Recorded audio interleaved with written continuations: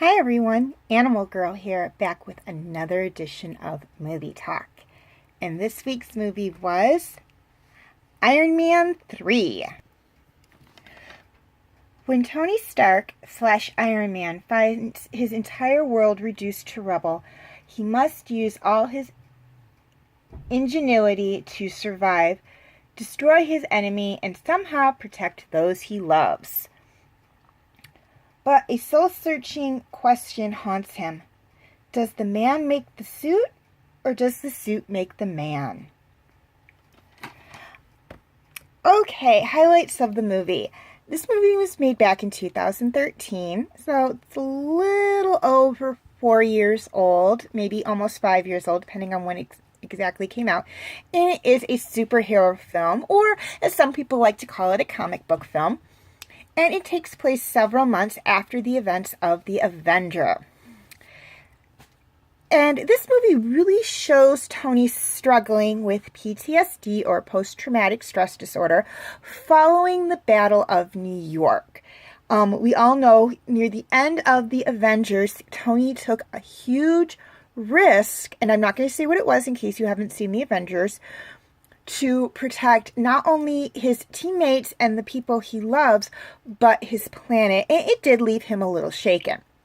We're also briefly introduced to the Iron Patriot, who is Rhodey, aka War Machine. I personally did not like the Iron Patriot all that much. I thought that he looked too much like a combination of Captain America and Iron Man, and I really didn't like the design.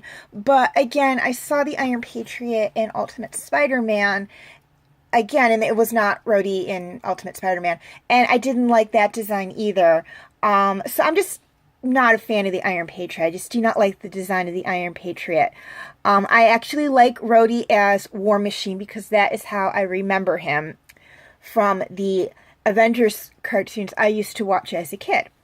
We're also introduced to the Mandarin, and I hope I spelled that right, who is one of Tony's big nemesises in the comic books and whatnot, although he's really downplayed in this movie. One of my friends at work was really disappointed with the one who throughout most of the movie is portrayed as the Mandarin. And again, they kind of overlook a character that kind of followed him around, although they may bring him in later. Mordock, I believe is how you say his name, because I was told that he kind of worked with the Mandarin. But, who knows? Marvel Studios may bring Mordock in later. I would be really interested in seeing him, as even though he is a villain, he is a very interesting character. Those of you who know the comic books probably know who I'm talking about. But again, there were actually 2 Mandarins in this episode, and the one that is played up throughout most of the movie as the Mandarin, when we find him in the movie, outside of the videos and everything, he is a disappointment. It's really a bait and switch kind of thing with the Mandarin, but I don't want to get too much into that and give away any spoilers in case you haven't seen the movie. Okay, things I loved about this movie. I liked the storyline. I thought it was very interesting. It was really interesting seeing, excuse me, I'm working on a cold here, seeing another side to Tony, because we usually see in the past 2 Iron Man movies and in the Avengers, we see him as this self-absorbed character, really smart and whatnot, and nothing phases him. And now we're seeing him, he's not so self-absorbed because he's in a relationship with Pepper, and we really see him struggling with the PTSD throughout this movie. So again, it was really interesting to see this side of him. I love it when we take an established character, and we've seen them in several movies or TV shows as this one-sided character, and then we see another side to them. I love it when writers do that. I like the armors. Excuse me. It's Iron Man. We're going to see a ton of different armors in this episode in these movies, and I really liked seeing the different armors in the movie. I also liked the ending. And I don't want to give away any spoilers, but the ending's really good. It is building up to his role in the next Avengers movie, Age of Ultron. We will touch on that when I get to Age of Ultron, I promise. But it is a really good ending. Would have liked to see a little more focus on,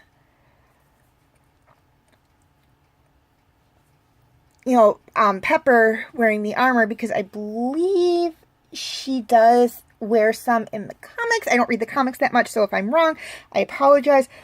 But I would have liked to see more focus on that, because there was a trailer where we see her wearing the armor, and I would have liked to have seen more of that in the episode, like maybe them branching off and making her superhero identity.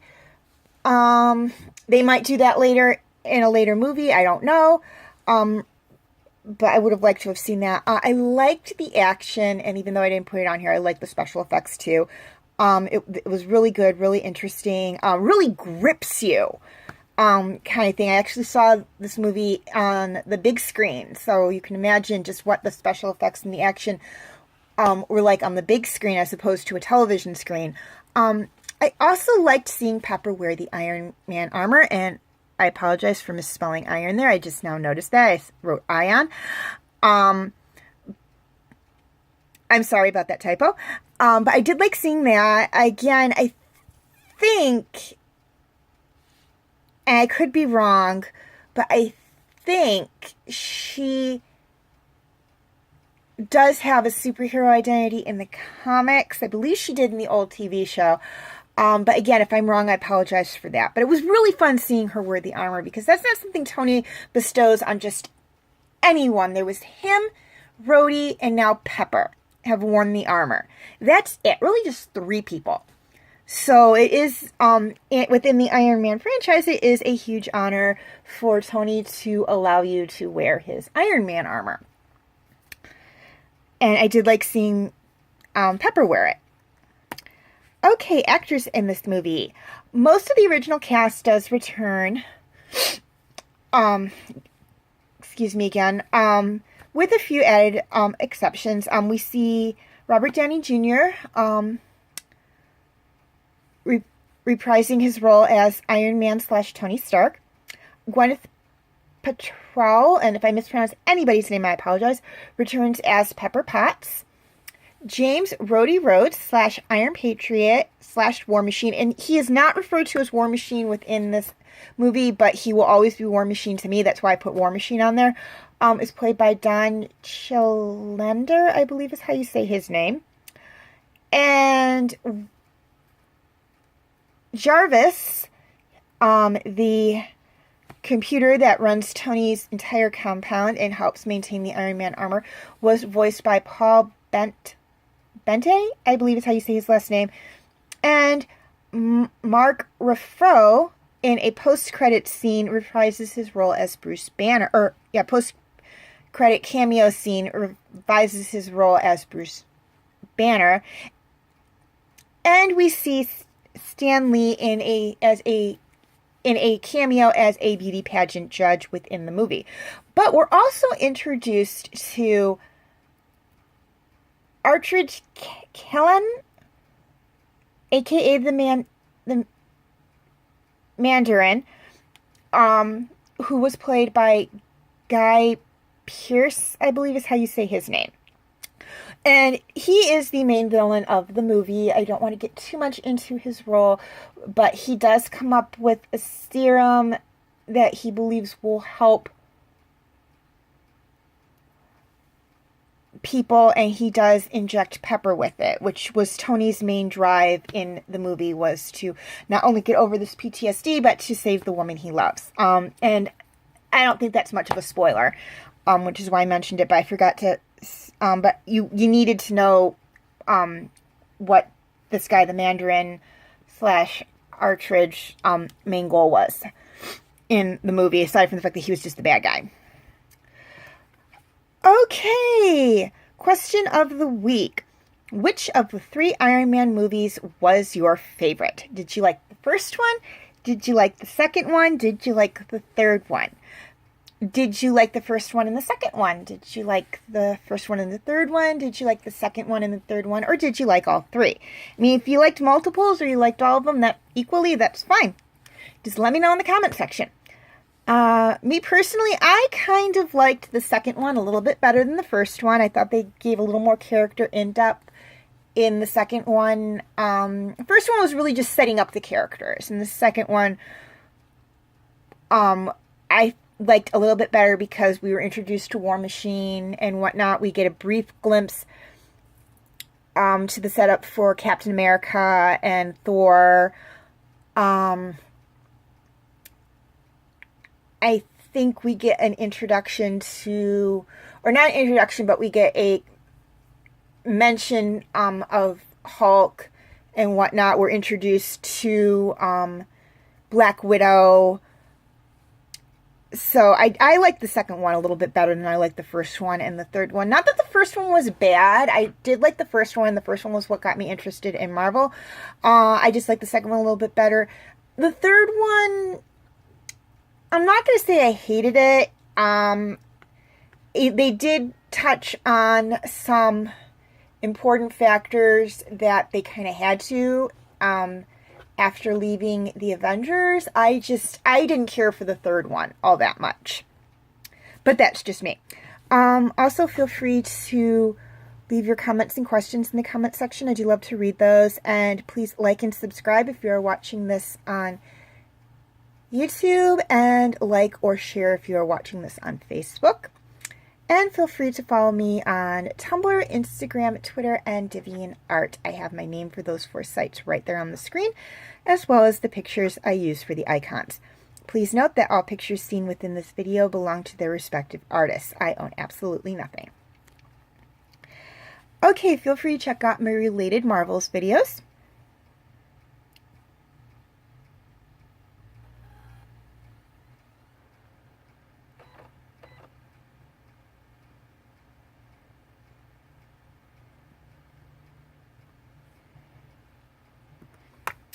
Okay, quick reminder on my comment rules.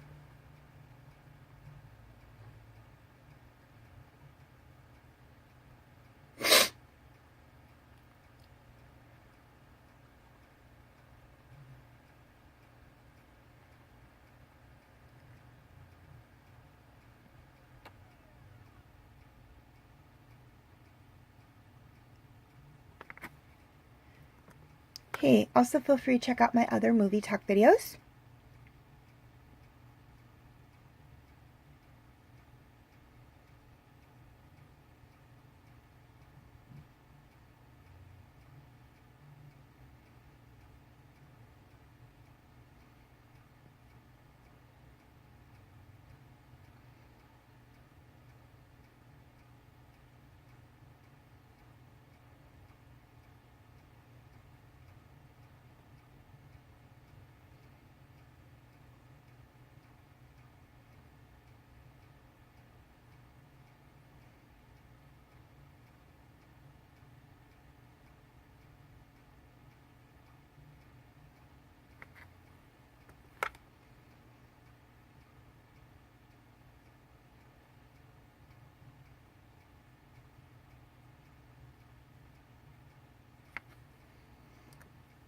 Also feel free to check out my Movie Talk Special Edition videos. Please note that Van Helsing, Hansel and Gretel Witch Hunters, Spooky Buddies, and The Lion King are exclusively on my Facebook page. I will do re-uploads of them, but they will not be posted until October. Reason being, The Lion King is a birthday special edition video, so for me it just makes more sense to post it on my to do the re-upload on my actual birthday. As for the other 3, Van Helsing and Hansel and Gretel Witch Hunters are Halloween-esh movies, and Spooky Buddies is a Halloween movie, so to me it just makes more sense for me to do the re-uploads in October. So until then, feel free to check them out on my Facebook page. I will have the link in the description section. Also, feel free to check out my other videos.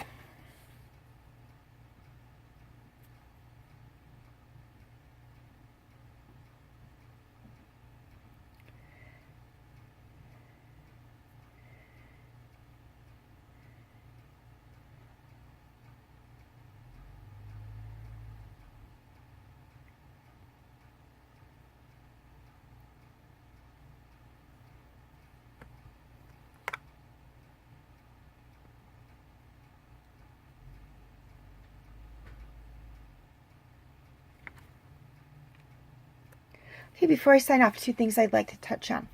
First off, TV Talk is now exclusively on my Facebook page because for whatever reason, YouTube is considering those videos to be spam. If you want to check out the newer videos for them, as the older ones are on my Facebook, are on YouTube. But if you want to check out the newer ones, feel free to check them out on my Facebook page. And to make it a little easier on you guys, here are a list of the TV shows, or the TV Talk TV shows I have done videos on, or am currently doing videos on. Please note that Dragons Riders of Berk is all on YouTube. Defenders of Berk, Big O, Star Wars The Clone Wars, or the older videos of Defenders of Berk, Big O, Star Wars The Clone Wars, Agent Carter, Touched by an Angel, and Walker Texas Ranger are also on YouTube, as is the first video or TV Talk video for Game of Thrones. Now, Avatar and Avatar The Last Airbender and Agents of S.H.I.E.L.D. are exclusively on Facebook. Also, I would like to apologize for not posting a video last week. Unfortunately, some unforeseen events came up and I just did not have time to make a video. Again, I apologize for this. Unfortunately, these things happen. As always, thank you for watching and have a very nice day.